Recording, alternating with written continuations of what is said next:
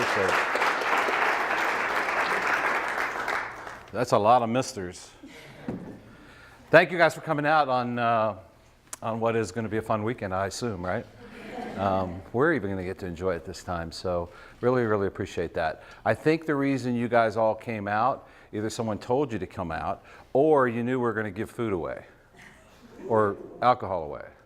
Oh no, I'm not allowed to do that here. Am I? Where's some official? Anyway, nobody's even laughing at that. Come on.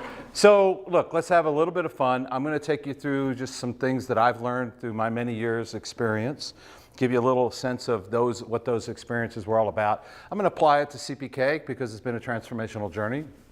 And hopefully you can take a few things away from that. And I'll finish up with something that I've used for many, many years and developed sort of what I call the 6 principles of leadership, all surrounded by courage. And we'll put a few videos and a little bit of fun in there. What I would like to do real quick though is ask you guys if anyone just has some dire question or something that they'd like to get out of my next 55 minutes or so.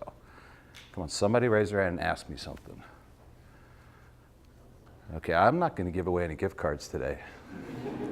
Somebody ask a question. Nobody has an expectation. Okay. What is your favorite thing about JMU?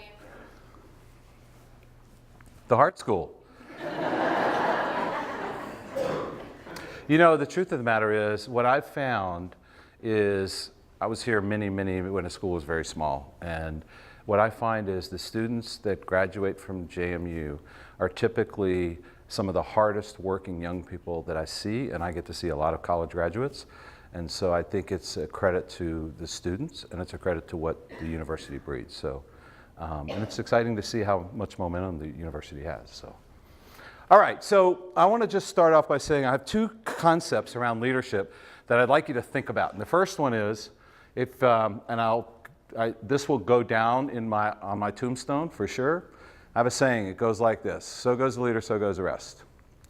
Some of you have heard this before. So goes the leader, so goes the rest. So everything that a leader does is going to be representative of what the rest will do. And so I think it's really, really important to keep that one concept. The second concept is it's about getting people, great leadership in my mind is about getting people to exceed their own expectations.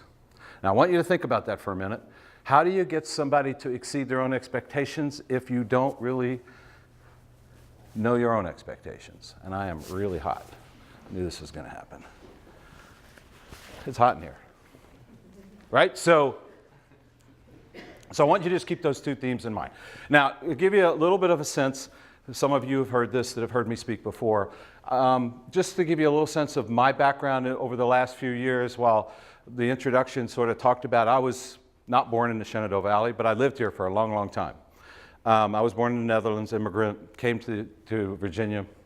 My dad was a policeman here in Harrisonburg. My mom worked for the bank in Harrisonburg. My mom learned to drive when she was 40. She's also a prisoner of war survivor. So they came to America for freedom.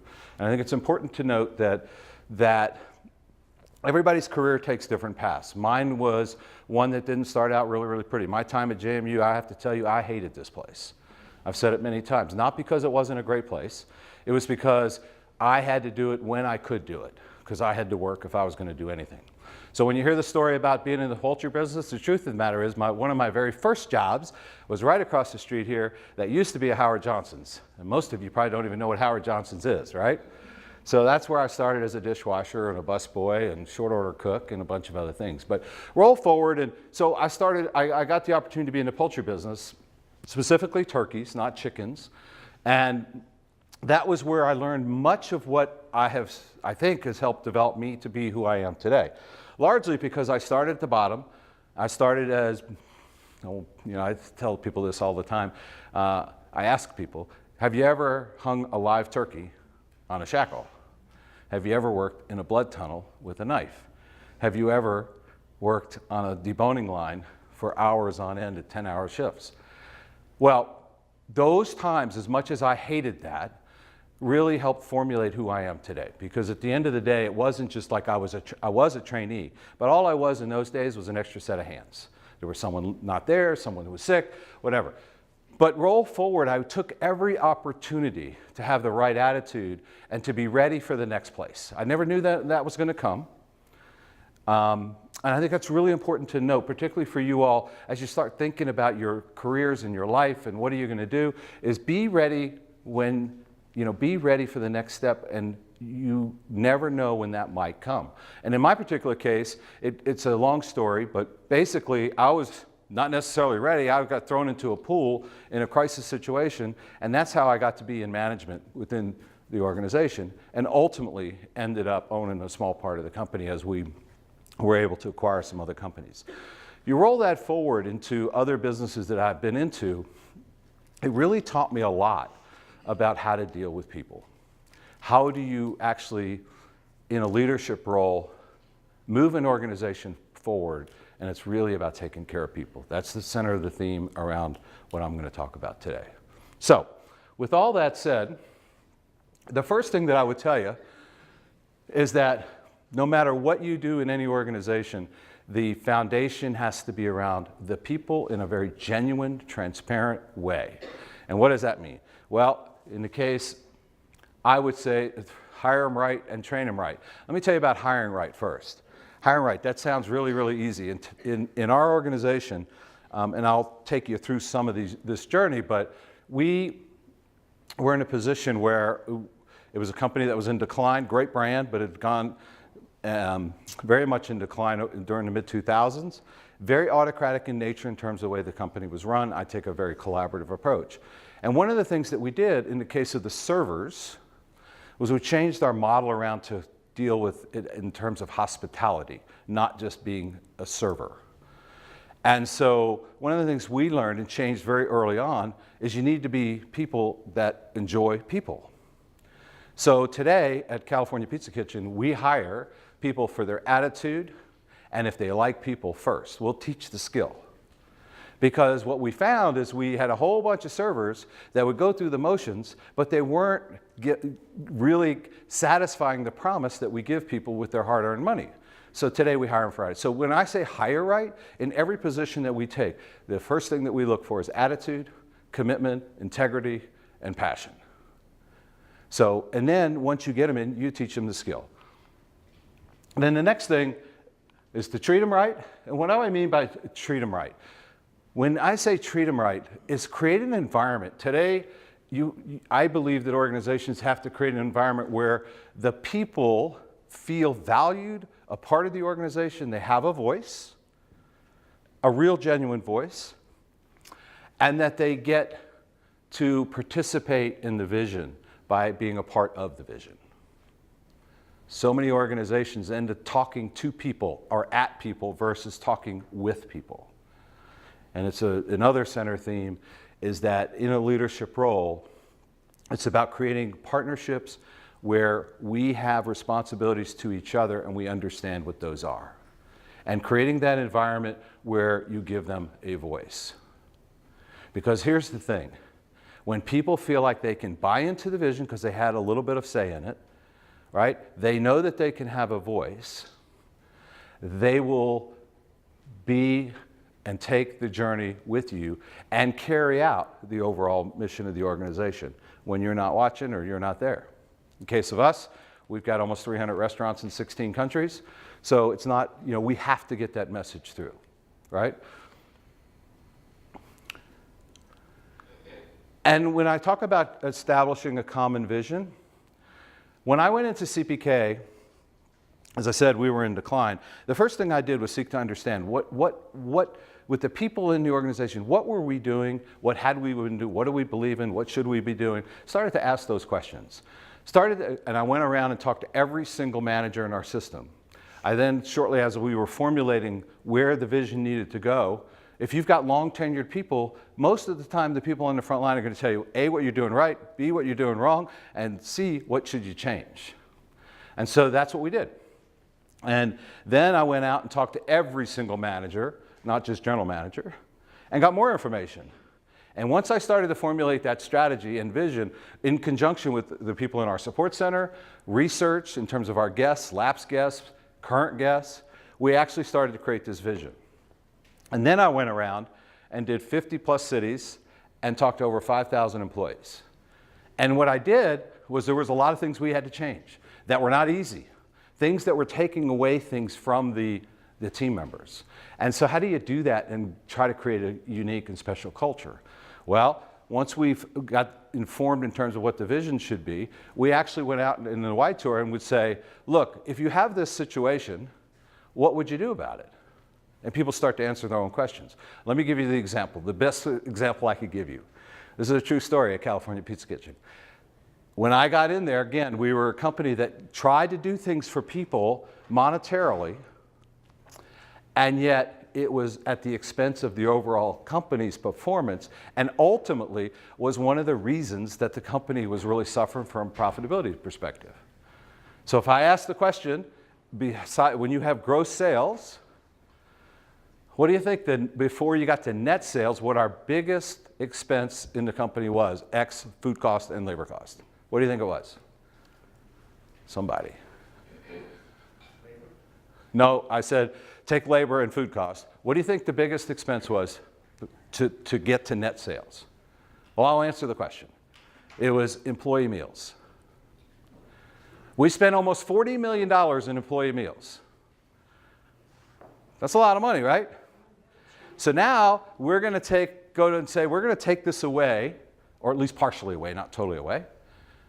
And what I did in that tour is I said, look, here's the situation. And I would show them exactly where we were. Here's what I was informed in terms of the information. What do you think we ought to do? We all are in this thing. We don't want to see. Now, mind you, we had things like 7.5 years of negative sales, a whole bunch of things that we walked through with people. And ultimately, people said, I kind of get that. So those are examples when you start to build a vision, give people a voice, that they start to answer their own questions if you give them the right information to be able to, and by the way, that you start to be transparent in terms of opening up yourself. I went into Chicago, Illinois, I'll never forget this, and I had 200 people in a room. I had employees, literally, I was new to the company. I had literally had people that were ready to punch me out because the company had just, again, I told you it was very autocratic in nature. So they were just ready to kill anybody that was just because they were frustrated, they weren't communicated to, they weren't treated right. And I just stood there. I said, look, I'm the new guy on the block. I'm here, you. I see this. Here's what we're going to do. And then I subsequently went out and communicated back what our action steps would be. That's the first start to really inform what that vision might be, right? So to me, one of the biggest things is seek to understand, get the people to understand, and start to have them have a voice in creating what that vision might be for the organization. At the end of the day, if you go in as a leader with the mindset that every single person's on the earth to do good, and you go in the mindset that everybody does have a reason to be there and wants to be there, and they do care, then you'll get to the right place in creating that vision. And in our case, I'm not going to take you through all this, but what's really important, all this stuff down here was built. This pyramid, I happen to like pyramids a lot. John Wooden is one of my heroes in life. If you don't know who John Wooden is, he's I think he is the most successful college basketball coach, 10 national championships. And he just passed away at 99 years old. But the cool thing is he did everything through pyramids. And why pyramids? Because at the bottom, that's where the strength is, and you go up top. So where it's not as strong, but it's tougher to get there. And so all I want to point out to you is we created this pyramid. All this stuff I just went through higher right, and I'm going to take you through some of this stuff, is foundation stuff we have to do 24/7. This stuff right here is our strategies that change each year. This is our differentiating objectives for the brand, but the most important thing on this pyramid, our aspirational goal in our organization is to be the most admired brand in the restaurant space. Now, if you think about what I just said, there's a lot of restaurant companies. We're certainly not the biggest. We're certainly not the best. We're working on it. But that aspirational goal, and I'm going to show you what being admired means. Admired, in a sense, is being very balanced in approach, starting with taking care of your people, treating them right, doing all those things right, all the way through making sure you do the right thing for your communities, making sure you make a true difference in guests' lives, And ultimately, that will get sales driven, and then profits will fall as a result. Admiration for doing those things right, because it's the right thing to do, versus let's just worry about the bottom line. Let's just worry about driving sales at any cost. It has to be a blend of all the things that we'll talk about today. And then the other thing that around this pyramid, it is all centered around ROC, or our core values of our organization. I didn't create that. Our team members created it. I didn't create this whole pyramid. It was informed with all the different stakeholders that I mentioned earlier. And in the case of ROC, what is that? The core values of the organization is about respect. Yeah, it is hot, so thank you. You guys don't mind, what fancy. Okay. The core values actually were at CPK when I got there, but they weren't being followed, and they really weren't committed to that program. So it's respect, opportunity, communication, and kindness. Respect, opportunity, communication, and kindness, all wrapped around that. And so all I'm saying here is that the theme is around getting people inspired. And part of how you inform as a leader, once you get this vision, once you get the people focused on the right things, you're transparent with them, you communicate on it openly and honestly. It's amazing what happens. It's amazing that because trust is earned over time. And over time, what you find is creating that environment, people will cheer for each other. When you as a leader, in my experience, it says when you don't have to be the head cheerleader anymore. You become the person that helps facilitate that. And so just gives you a sense of what we did at CPK to inform sort of how we were going to structurally. And by the way, I told you about sales and all that stuff. My previous life was Texas Roadhouse. And Texas Roadhouse was an organization I came into. I partnered up with the founder when it was very, very small. And we grew it and took it public, and today it's 500 plus restaurants. It's probably one of the highest valued restaurant companies in America today. And building that was an interesting story, and I'm not going to talk too much, but much of the leadership skills were, again, facilitated, same concept. But that was building an organization. When you transform an organization, when you walk into an organization that's in 16 countries, 18,000 employees, serving 50 million meals a year, and you're on 7.5 years of negative sales, you've got a culture of discontent, it's tough. And so when we started to formulate these strategies, what I learned really quickly, I'd rather build an organization any day of the week. Transforming a company is 10,000 times harder, maybe 100,000 times harder. And so that's why I'm trying to share some of those stories here at CPK. So the next thing that we did, this company was CPK, was entrepreneurial-led for a long, long time. Great guys, give them all their credit. The company had as I said, creating a common vision. This is what we centered around a mission statement. This company had no mission statement. I didn't create this mission statement again. And even though, how many people, you go into organizations, and maybe some of the ones in the room here, have mission statements that are about this long, and you might see it in your orientation, but you don't know, really, you don't think about it again. I believe that the way you create a common vision is to have a mission statement that people believe in and that they understand. So in our case, you can see it up there, we were passionate individuals committed to inspiring others by bringing California creativity every week. It's all about inspiring, passion, California creativity. That's all we want. If you go into one of our restaurants today, I would almost bet, maybe not every employee, but most every employee will know what our mission statement is. Again, because they were part of the answer to get here and to start to give us a guide and light as to how do we behave as an organization. And then from there, we put together a brand promise. We put together a reason to believe, a brand personality. And then from there, we created 7 moves that we would take to embark upon our transformational journey called the next chapter at CPK. And you know what's interesting? I'm not going to take you through all of them. The first one is to reclaim our pizza authority. How many of y'all been to a CPK? Most of you. Anybody not been to a CPK? Oh, that's a lot. Well, I guess I'll have to get them all gift cards. Well, yeah, but the average income for CPKer is over 6 figures, so it's I don't think Harrisonburg fits that demo very well. Although, you know, never know. But so I say that, so reclaim our pizza authority. If you don't know, CPK was born in 1985. If you don't know, CPK put California-style pizza on the map in America. If you don't know, barbecue chicken was founded at California Pizza Kitchen. Today, it is still our #1 pizza sold in the world, actually. And here we have, if you've been to a CPK, we have an open hearth oven in front of every guest. When I got to CPK, guess what happened? Used to be you'd hand toss a pizza. It was real, it was genuine. And now, just like you have in your dining hall in Festival, or next to Festival, there's a dough press. When you go in there, go see it. It's where you take a little dough thing, you put it in there, and a machine does it. And then you slap on the stuff and you put it in the pizza oven. Well, that's not how CPK was built.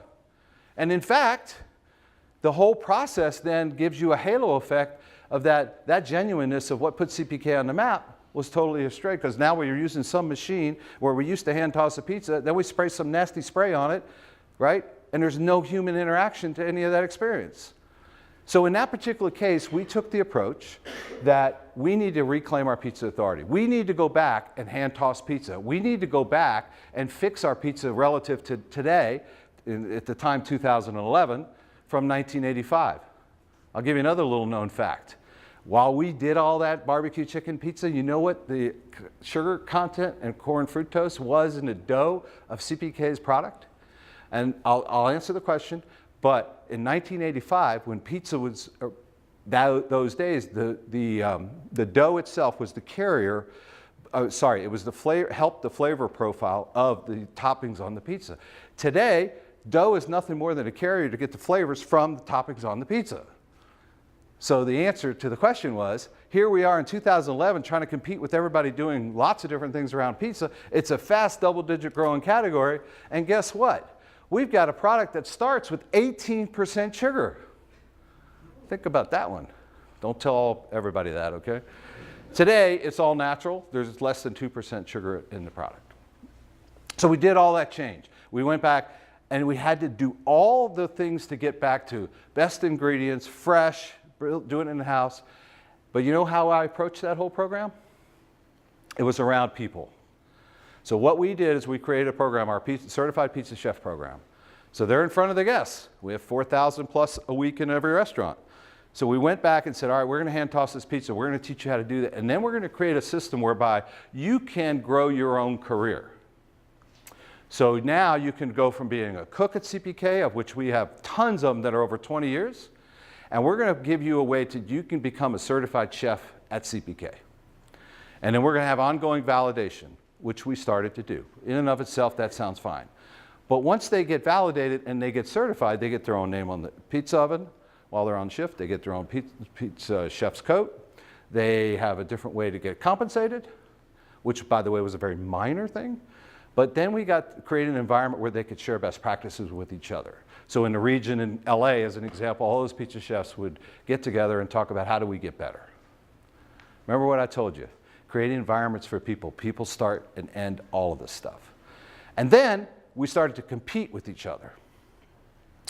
And so then they would compete in their region, and then ultimately we created where they can come to our annual conference, the finalists, and compete at some fancy hotel that we do once a year. And they could bring a significant other, a parent, a kid, whatever, which most of these people are coming up, they're working hard, they're not making all that much money, and so they get that experience. And they get to compete. It's almost like going to the Final Four. We have people dressed with, shirts, and I mean, it's like truly, it's an incredible experience. The ultimate winner gets a net check for $25,000. The ultimate winner also gets to create, the pizza that they created goes on their restaurant's menu, and the money from that pizza sales goes to charity. Now, all that said, super successful. I'm going to show you a video in a little bit about it. But now that I've told the story. But you know what my whole theory was? That reclaiming our pizza authority, and I could take you through each one of these and why we do it. My bet was we would all of a sudden create a halo effect, not just for the guests. It was about our team members. All of a sudden, if you're a server at CPK, you now feel confident that what you're going to get out of that kitchen is going to be a phenomenal product. If you're working in the back of the house, you have pride about what you're doing. And guess what happened? It took us a while because making that training switch cost us dearly in 2012, 13. But today, we're best braided pizza in California again. We've got all kinds of things going on in terms of being recognized for our pizza. And we've reclaimed California-style pizza. Just as an anecdotal story, some of you, what you probably can get here is our frozen pizza line in the grocery stores. We took the journey, did the same thing with that frozen pizza line. It was on double-digit negative declines for 10 years. We are now on year 5 of growing double digits in that category. We are the leader. We have a 25% share. My point is telling you this, is it goes back to people. It doesn't go back to like, I was magically going to anoint everybody that we're going to reclaim our pizza authority. So you get my point. Take one more and I'll go on. One of them was building deeper relationship in your communities. Remember our core values. It's about kindness. It's about being a part of a community. So how do we manifest itself? So goes the leader, so goes the rest. You role model a behavior. So what we do is at our annual conference for all of our managers, we do it, as I said, one resort, 3 or 4 days. And some of the students from the Hart School actually get to go, and we've been doing that for, Michael, how many years? 10 years. It's an incredible experience, but we spend one full day, whether we have a restaurant there or not, and we take, in the case of CPK, 800 people out into projects to give back to that community. One full day. Now, mind you, we're traveling people all over the world to bring them in. We're going to spend 25% of our time giving back in that community.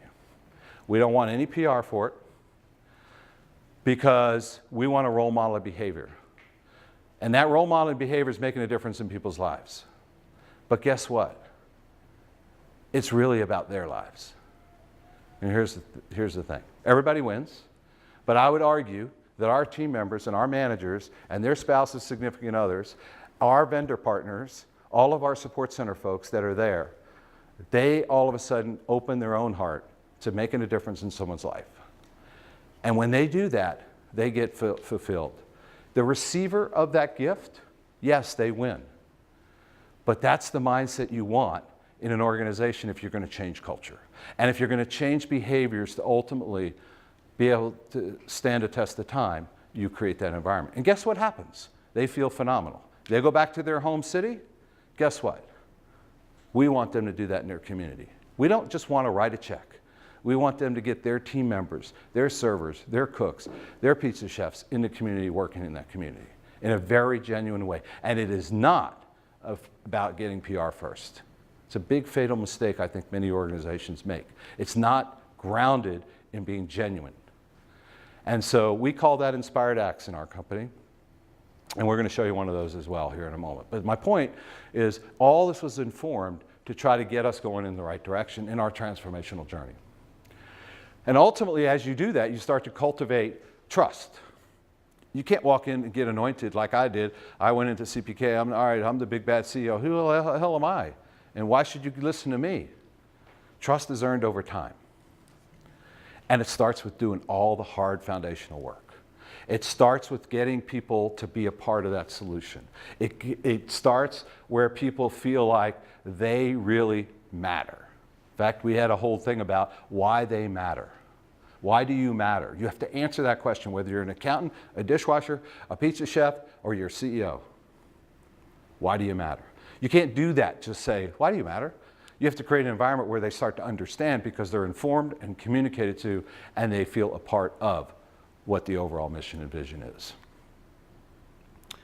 And then again, as I said, open communication breeds success. Not easy.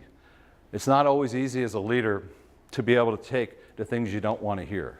You have to listen more than you speak, and you have to make sure you can implement change significantly. So anyway, so that gives you sort of the foundation. And then it's about celebrating and recognizing people all along the way.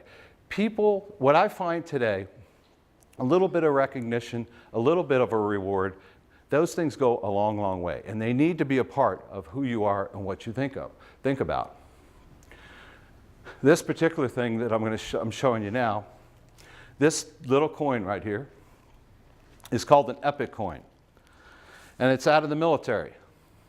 Basically, this is a way that showed support for each other, brotherhood, sisterhood, in a very tough environment in the military. And this is coveted to where when they would shake each other's hands and they had mutual respect, they would give them the coin. So I decided, and we do a lot of work with the military. And so we created this epic coin. And only I can give this coin out. And I don't tell anybody why I give it out, who I'm going to give it to until I do it. But basically, it's looking for extraordinary performance against our overall mission, vision, purpose, and values. And what happens over time when you create something of the unknown, and this is just a coin, it talks about some of the things that are important and what we value, but this coin today, when I give this out, and I didn't create this environment, I just thought it was a good idea to recognize, reward somebody. This is the most coveted award at CPK, over the 25 grand for the pizza chef or the BMW for Operator of the Year. Yes, we give a BMW for Operator of the Year. I see the head shaking. They also get $25,000. So, and that's a net check, not a gross check. You guys know about taxes, right? So, I say that because some young people don't. I can tell you a few stories about that too, but I won't today. So this is just a small token of a way that you can recognize and reward people. And I got to tell you, I would have never guessed in a million years that this thing would be that big a deal. But it is. So it just gives you a sense. And we do lots of things to recognize and reward people. This is the moment we've all been waiting for. The throwdown in the kitchen. This is California so this Pizza is Kitchen actually our pizza 2016 chef. Pizza Chef Challenge. These are our finalists. And now, let's meet the competitors. An extraordinary boy among mere mortals, Mario Doughboy Acosta. He is big, he is bad, and he has a wicked way with cheese. Abby, master of mozzarella Morales. He is the sure-handed, hand-tossing king of the kitchen, Sergio Kitchen Lion Morales. As sure-footed in the kitchen as he is on the soccer field, Daniel the Dough King Ordea. All right, Jeff, this side's gonna say pizza. Your side's gonna say chef. Over here. Here we go. 1, 2, 3. Pizza!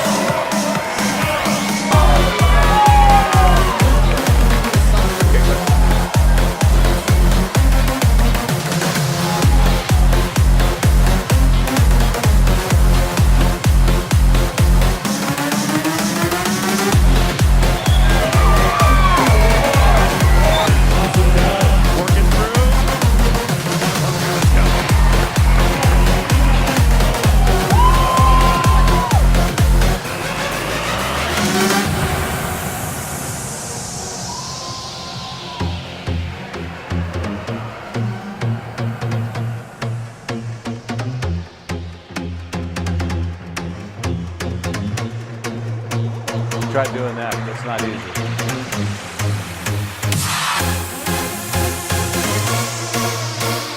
Especially if you're doing 700 of them tonight.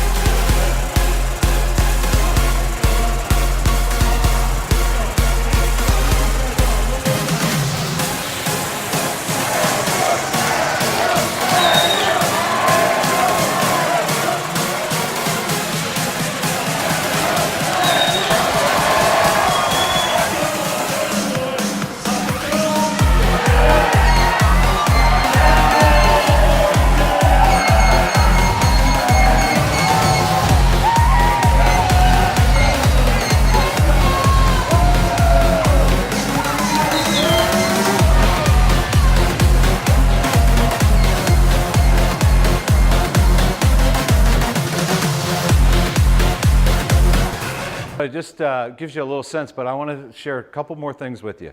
Number one, Daniel right there, when he won Pizza Chef of the Year, He is now a manager in one of our restaurants.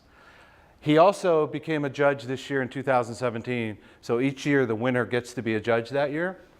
And I actually just on stage just pulled it, I just asked him the question. I said, Daniel, how has this changed your life? And what's cool as a leader when he says, I got to buy my first house. Now, 25 grand is not the end of the world, but to someone like that, 25 grand makes a difference. He says, I got to buy a brand new car. So it gives you a sense, right? So that's really, really cool. There's one other thing. There was another fella in there that is a total separate thing. Remember I told you about getting involved in your communities? He's a Make-A-Wish kid. He is someone that we supported. We're a big supporter of Make-A-Wish. We've raised over $1 million for Make-A-Wish in the last 2 years. We've granted I don't know how many wishes, and now it carries on throughout. We do wish reveals, we do wish parties, and I don't know where we're doing it, but we're doing it all over. But Zach, who was is in there, he actually was a kid that wanted to be a chef, and he worked in our kitchen, went with our innovation folks, and we brought him in to be a judge, and he actually ended up, we actually put a pizza in his favorite CPK in Bakersfield, California. So my point in telling you all that is, think about what I've been saying. I'm around and around, all around people in the community, our community, right? And so it starts to really get the momentum going for the brand. All right, everybody doing okay? You want to hold on to that epic coin for me? As he drops it. That was really good. He was actually at our program this past year, so, right? Was it okay? It was awesome. Yeah? I think Abby was a pizza chef competitor this past year, too. Yeah. Yep. See there? How's that? Works here at JMU, too. So, it gives you a sense, and now what I want to do is just shift that. All of this is to say, I gave you a little of my story, some of the stuff that I've done. I've told you about, Texas Roadhouse and helping build Texas Roadhouse, going into that journey, into a transformational journey.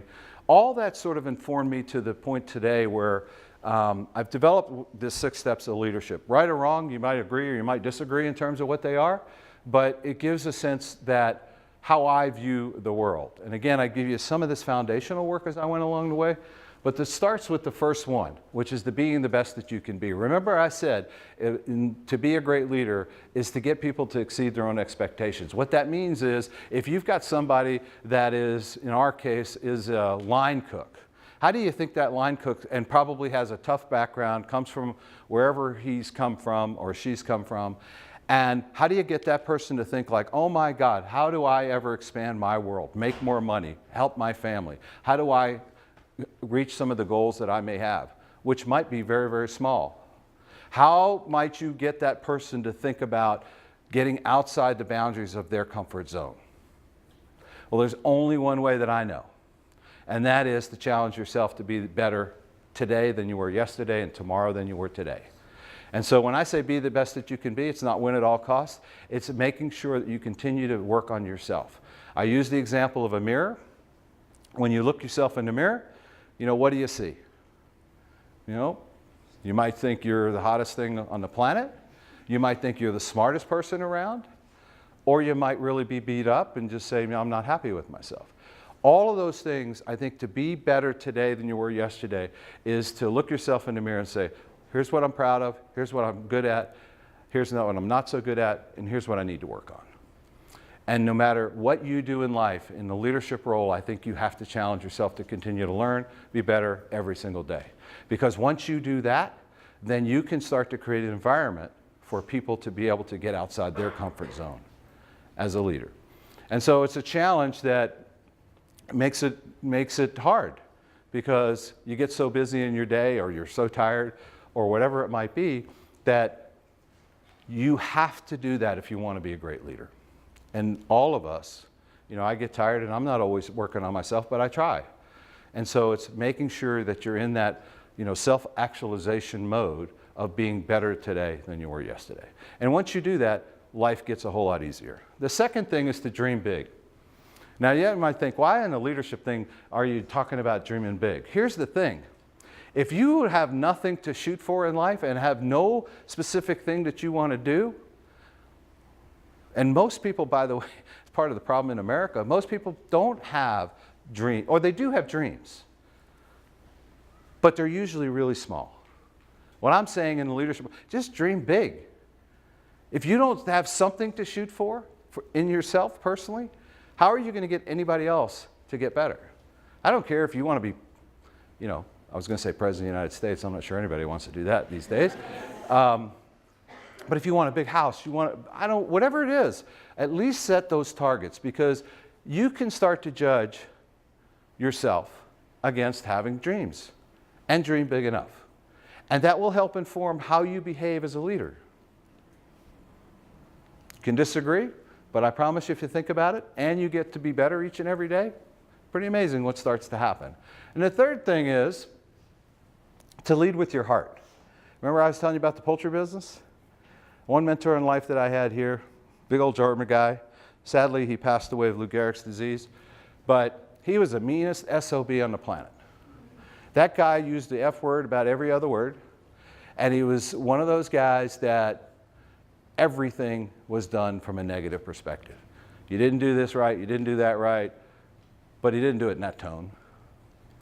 But he was a guy that I learned a lot from, because somehow, some way, I was a young kid trying to better my life with a positive attitude. And I somehow just kept working with him, knowing that I was trying to please him, to try to get to see that I not get yelled at today. Really. But I knew somewhere underneath there he had a heart. And in the end, he followed my career after he retired. And, you know, he always said that I was the son he never had. Here's a guy, every other word, you know. And honestly, what it taught me was, yeah, he has a heart, but damn it, when you're in a leadership role, show that you have a heart. It's okay. In our company, using love, the word love is okay.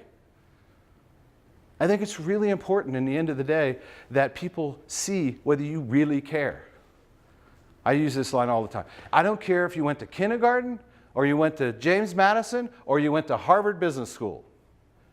People know whether you're real, genuine, honest, and you care. So show it. It's okay. That doesn't mean you don't have accountability. Doesn't mean you don't have high standards. Doesn't mean you don't have high expectations. And you marry up the vision, the mission, the purpose to what you want to achieve as an organization. But when you lead with your heart, it's a whole lot better, just like I was telling you the story about our Inspired Acts. If you get someone's heart in the right place, they're going to carry out the mission of the company because they care. So it starts with leadership. So goes the leader, so goes the rest. The next one is, once you do that, now in our business, I've formed a lot, because I'm in the hospitality business.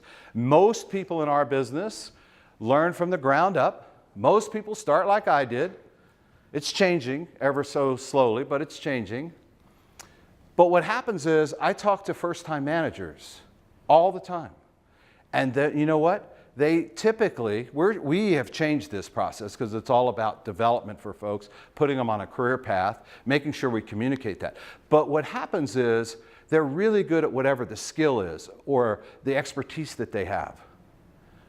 But they're not good at letting go and once they get into that role. And remember, to be a great leader, you've got to work on yourself. And so the trust the people that you lead is that you know they're not going to do it as well as you to start with. You know that they're going to screw up. And you're going to have to make sure you take care of it. But here's the deal. I think once they do that and you pick them back up, you brush them off, pat them on the back, and then you kick them in the butt.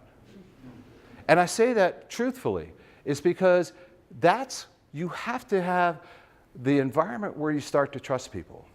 And remember, I started all this stuff with how I went out to CPK from a transformational perspective. Trust is earned over time. So it has to be part of the leadership equation in my mind, right? And then the next piece is to do the right thing. Now, you hear that all the time from companies. You guarantee it. We're going to do the right thing. Not many companies do the right thing. We don't always do the right thing. We try. But I'll give you one quick example, and then I'm going to show you how you do the right thing. I've already talked about a few of these things. But here's the thing. I tell young managers or GMs this and all the time. It's like, you know what? We have to have rules for everything. Whether we were a public company or whether we're a private company today, you've got to have rules for everything. Today, this litigious society, and by the way, if you live in California, it's 10 times worse than it is here in Virginia, I can assure you. So what I say to them is, have you screwed up in your life? Everybody raised their hand. I'm sure if I did the same thing, everybody here probably screwed up in your life. Nobody's perfect, right? Did somebody help you when they probably shouldn't have? Probably yes, right? So what I teach them is, and we call it our people department, our HR department, typically shudders at this, but they know well enough what I mean by this. So basically, you've got somebody that really screws up. They fell off they just did something, assuming they didn't hurt someone else. And you have helped and worked with that person to be better than they were yesterday. They've done a great job growing, but the rule says because of whatever that screw up is that they need to go. But you believe in that person because you lead with your heart. And you really want to go to bat for that person. And the rule says you're supposed to fire them. And I tell them, break the rule.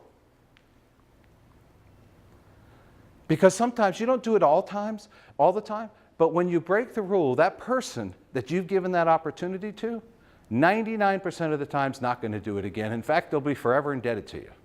Because people follow people. They don't follow companies. They follow people. And so, taking that in context is do the right thing. When we have, being as a people-intense business as we are, the one question I always ask when they come to me with big issues is, what do you think the right thing to do is? And we get to that answer. It's not easy, by the way. It's not easy as a leader to do that. You put yourself at risk. And we all, God knows, we want to make sure our career goes the right way. Just think about what I said. And then when you do the right thing, as I said earlier, things around I showed you one of our moves, which is being part of the community. I talked about reclaiming our pizza authority. And I talked about doing the right thing in your communities by getting people's hearts in the right place. So let's show the inspired acts. And this, again, goes back to doing the right thing. Oh, sorry.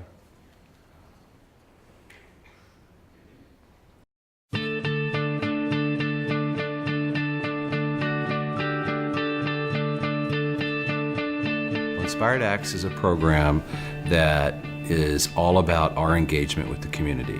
It's a way that we encourage every team member to not only give through fundraisers or give money, but also to give of themselves. If you recognize that we are in the hospitality business, we are here to serve others, then the return by teaching people or providing an environment where they can genuinely do that with them understanding that one person can make a huge difference to permeate who we are as people within this organization. And to be the very best, we have to learn to serve unconditionally back to people. So Inspired Acts is important because we want all of our team members to be good citizens. And good citizens means you make a difference in other people's lives. It's doing nice things for others. And we don't really care what that is, just do something. So this year for 2017 Inspired Acts, we're going to Boysville. It's an orphanage that's been around since 1943. When a child comes to Boysville, they don't understand that their family was dysfunctional. They don't understand that their home life was not normal. And so when they come here, we work really hard to show them how a family is supposed to operate. The one misnomer that people think is that we have kids that are very bad kids. The thing that we have are very bright, smart, loving kids that just want to be in a place where they can be loved. So we've come here with our team and a lot of love from CPK to take care of these people and help out. Inspired Acts is really one of the best things that we do here at CPK. We give back to our community. We have the ability to really change people's lives and make a difference. A lot of these kids don't have the chances and the opportunities that our kids have. So it's important to give them an environment that they can actually go and excel. California Pizza Kitchen volunteers have come and done so much. They've weed-eated, they've mowed every single piece of grass on this property, on our 78 acres of campus. They're just doing amazing things here. So this is what they call the commissary. So when the children arrive, this is actually the first place they usually go, I think, after they check in, because a lot of times they need stuff. And to be able to take them to their own personal store where they can pick out new clothes, it's going to be incredible. Here we are making 50 nightstands for the kids, so the kids are going to have new furniture. We are putting together a soccer field for the boys and girls here that live here. This project is about building a basketball court so they can have something to play in. Cleaning up the landscape. Just trying to make it look pretty again. Getting a baseball diamond ready, painting some fences, putting some gravel down, anything they need us to do. I think our kids, when they get home from school today, are going to be blown away at the transformation that this campus has undergone. It's just going to make it feel like home. It's going to be a place that they can call home for a long time. But hopefully when they come home today, it's going to be a better place, more exciting, more things for them to do and to feel good about. I'm hoping that they're going to be excited, but my guess is they're going to see that basketball court and they're going to go crazy. To make a difference and to know that, maybe we're going to put a bunch of smiles on these kids' faces at the end of the day is such a blessing, and I'll do any job out here just to know that I'm going to put a smile on a kid's face. I want to thank Boysville for giving us this opportunity, and it's really hard to get people out to do things like this. They're a nonprofit, they don't have a lot of funds, and that just breaks my heart. It's hard to believe. It makes us, instead of feeling small, feel like you're part of something bigger, and there's nothing better feeling than that in the world. I just want to say from the bottom of our hearts, thank you so much to California Pizza Kitchen, because this has been one of the most incredible projects I've ever seen.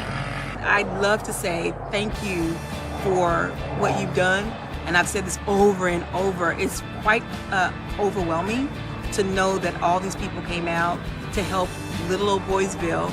We're just one organization. We're not nationwide. We're just here in Converse, Texas, but you came out and you did amazing things for our children, and just thank you. Thank you. And it's, those little two words are not enough, but that's all. That's I guess it's appropriate. Thank you.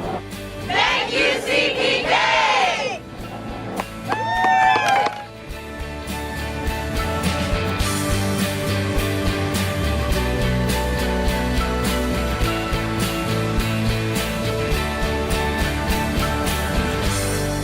So it gives you a sense.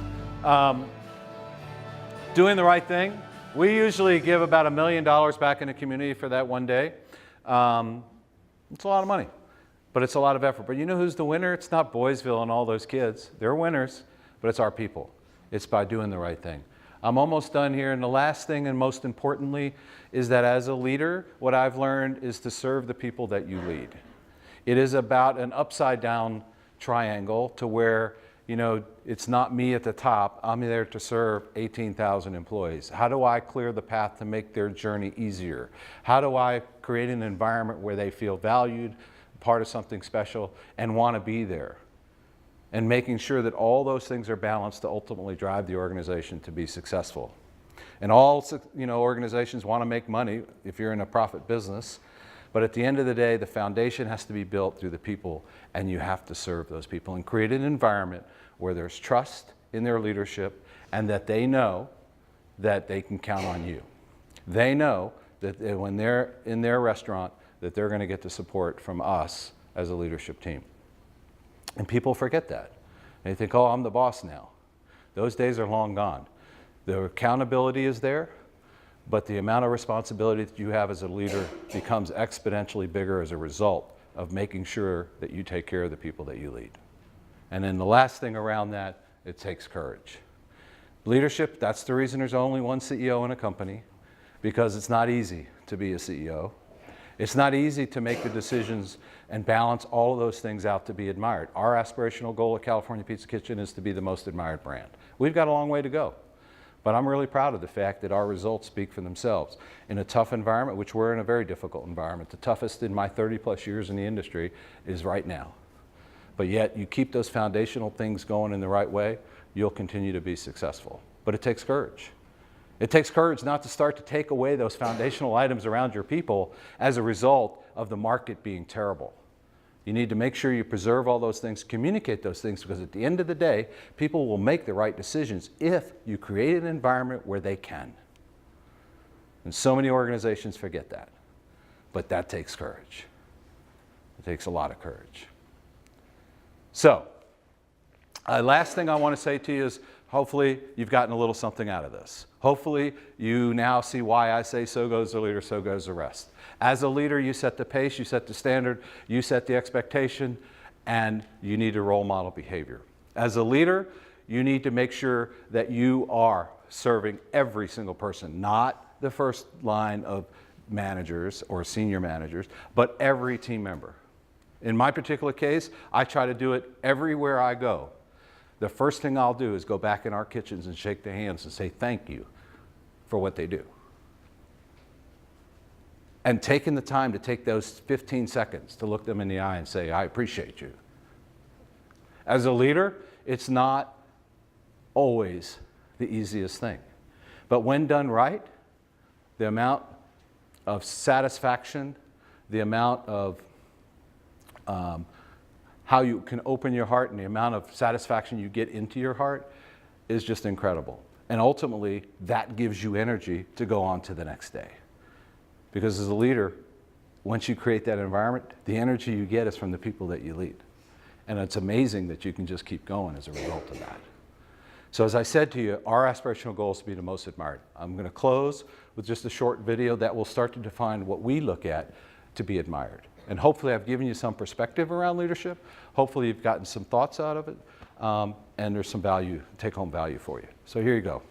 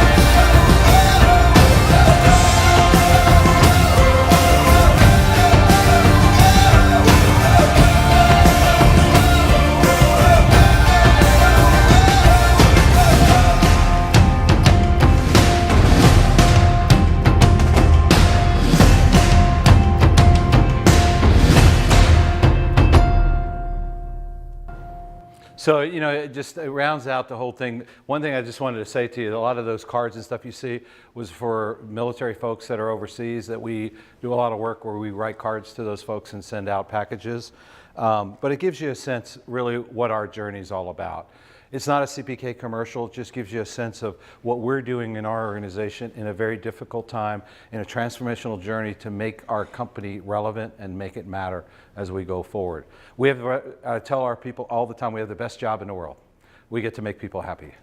You know, you could be on some manufacturing floor, you could be doing something that's repetitive. We get to make people happy. Every day is a different experience, 4,000 guests a week, and they deserve that opportunity to do that and make a difference in someone's life. And you'll never know when the next path and the next light, the next opportunity comes as a result of all the things that I've talked about today. So I really, really do appreciate your time, your attention. Thank you all for coming out on homecoming weekend on Thursday night. It is 6 o'clock, but I am told that I can answer a couple of questions. And hopefully you enjoyed it. Come on, you guys. Yes, ma'am. Where do you live? Sorry? Where do you live? Northern Virginia. Good, then you'll like CPK. Since you're the first one to have the guts, I'm going to give you some gift cards. Just checking. There you go.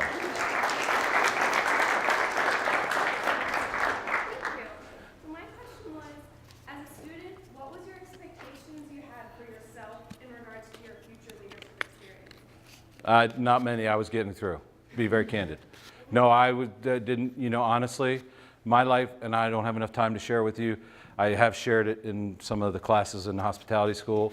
My days at JMU and my days during that time were very dark. I was just lucky to get through the next day. So, sorry I can't. But beyond that, once I, you know, got into a position, the biggest thing that I would tell you is this: I felt like I had to continually to do more and be better to be able to be provided that opportunity. And I think the biggest challenge is it takes hard work, and you need to be willing to pay the price. And too many people, young people in particular today, are not willing to pay the price. And what I mean by that is you don't get to the top. I mean, I have people all the time, I want to be like you. Well, I'm 60 years old. Not quite, but I will be soon, right? So it's willing to pay the price. Thanks. Yes, sir. I got another one in my hand. Where are you from? You're going to have a hard time. But there you go.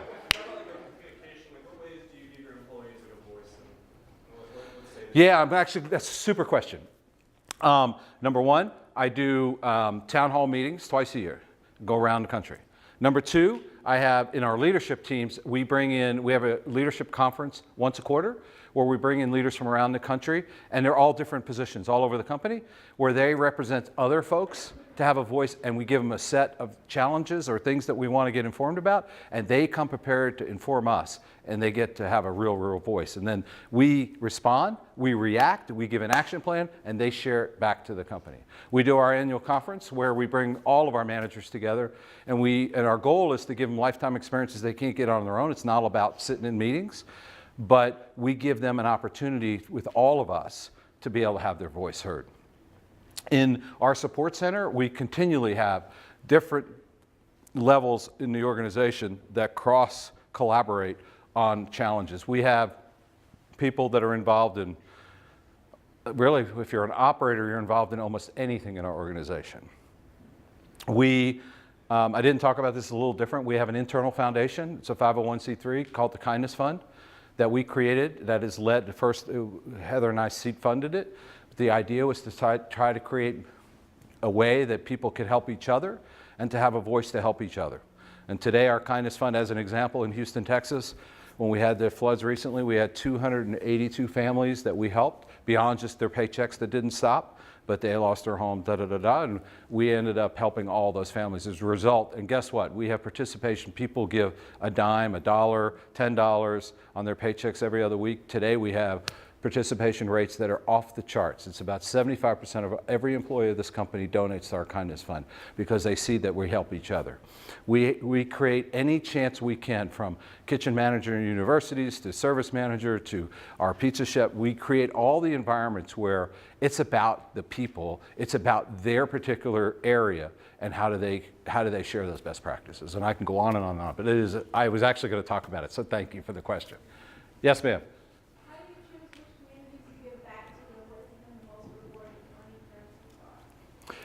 We typically, wherever we do our annual conference, we try to find something, because you don't want to be too far away from where we are. So we'll find, because there's needs everywhere, right? So last year we were in San Antonio, Texas. The previous 2 years we were in Southern California. You asked me the question, where do I feel like was the most impactful? Our first year at CPK, which was 2011, it's actually early in 2012, we went to Amelia Island, Florida. And we did 17 projects, 12 projects around the community. And there was a photo in there where we were helping a battered women's shelter. And we did all those projects around Amelia Island, which is, you know, yeah, it's a beautiful place and nice resorts, but there's a lot of low income and challenges in that environment. That was the most impactful. To this day, we still have teams of people around our company that are talking to the different people, that project coordinators or the managers or whatever. In fact, we're doing a food drive right now for that battered women's shelter. That was the most impactful. We helped a particular place that actually took in boys that were around yachting and boating, where we helped. What was the name of that project? Safe Harbor. It's called Safe Harbor. One of the most incredible experiences I've ever seen, where we actually really helped role model and fix their role model behaviors for these kids, to see that we just came in there, we didn't want anything, we just went in there to try to help them. Great question. Somebody else. Yes, ma'am. Do you have an internship program? And if so, what does the internship program kind of like center around? We have an internship anywhere in our company at any time. Truth. I'll be applying. Yep. We're a firm believer that bringing in people that want to intern creates a great environment for them, or a great opportunity for them, also great for our people. So yeah, we do them all the time. Why did you decide to leave Texas Roadhouse and come to CPK? Great question. At the time, if the CPK was in decline, it seems like kind of a risk. It was a huge risk. Huge risk. So his question was, why did I leave Texas Roadhouse to go to CPK? And by the way, Texas Roadhouse, we still own some Texas Roadhouses that the company operates. We love Texas Roadhouse. I'm still very proud of Texas Roadhouse.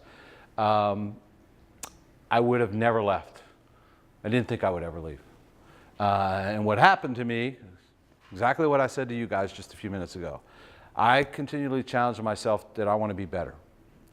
And so I was at a point in my career where I could have stayed on as CEO. I mean, the year that I won the best investor relations and all this other kind of crap, which is, you know, it's not about the awards, it's about that the company was recognized. But I was starting thinking like, all right, there's more into life for me. And I told you my partner founded the company. I helped build it with him, and very proud of that fact. But it was a partnership and we built it. And I just sort of challenged myself to say, why don't I take on something and build something again? Or, you know, that's really where my head was. And as luck or fate or whatever it is happened, a person who knew me in the industry for umpteen million years knew I would probably never leave. She called me up and she said, you just need to hear it out. So I did. And then I can tell you the whole story, but it became to where I got interested. The partnership with the firm, the private equity firm, got a chance to co-invest. All the things that were set up. So I started to think, man, this could fit my bill, where I was challenged myself to be better. So that's kind of how that started, because I was really in a phenomenal, I had the best CEO job in the industry, and Texas Roadhouse still today is thriving. It's almost $4 billion in market cap. I mean, it's done okay from zero. But those were the things going on. There was one other thing that caused me to make that decision. My wife sitting right there, she's from Southern California, and the job was in Southern California. So guess what? You keep your partner happy, you're okay, right? So, all right, so. You're gonna hate me, but I know some of you have class at 6:30, so we gotta wrap this up. I was raised okay. I want to say just one thing. I've been fortunate to know DJ and Heather for the last 10 years. So I have a lot of stories to share. There's one story I want to share with you because it's based off the topic tonight of leadership. I got to attend 3 or 4 Texas Roadhouse conferences, and when GJ walked out, that's on stage that very first day, there was a standing ovation. 1,000 people got up, immediately got up. Standing ovation. First conference I went to was California Pizza Kitchen, because I sit in the back of the room. They like to watch. He walked out on stage, nobody stood. And you can hear wondering, who is this guy? Who's he going to do for us? Why is he here? And all I hear is, I want to stand up, I just want to count each and every single one. I'm like, do you not know who this guy is? This is GJ Hart. And so now we go to the conferences, and the very first thing we do is everybody rises and stands in ovation. That's the man. That's someone that you want to be. And so you inspire a lot. You inspire me. You inspire our school family, all the business campus. So thank you.